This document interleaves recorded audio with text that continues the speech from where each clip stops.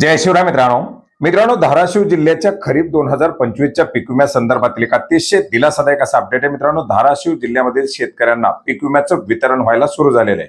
पीक विमा कंपनीच्या माध्यमातून खरीप हंगाम 2025 साठी साधारणपणे 336 कोटी रुपयाचा पीक विमा वाटप करण्यासाठी मंजुरी दिलेली आहे आणि याच्याच पैकी बऱ्याच साऱ्या शेतकऱ्यांचं कॅल्क्युलेशन हे कालपासून व्हायला सुरू झालेलं होतं।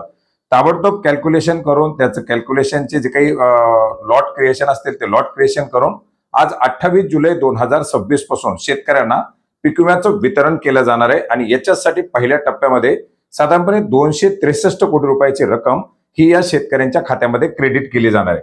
मित्रांनो, अतिशय विलंब करण्यात आलेला होता, मोठ्या प्रमाणात याच्या विरोधात लढाई लढण्यात आलेली होती आणि अखेर पीक विमा कंपनीच्या माध्यमातून हा पीक विमा मंजूर करून तात्काळ या पीक विम्याचं वितरण व्हायला सुरू झालेलं आहे।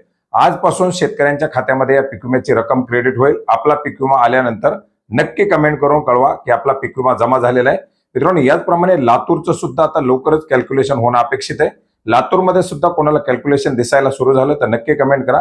इतर ज्या ज्या जिल्ह्यांचे अपडेट आपल्याकडे येतील ते अपडेट सुद्धा आपण नक्की जाणून घेण्याचा प्रयत्न करणार आहोत। भेटूयात नवीन माहितीसह नवीन अपडेटसह। धन्यवाद।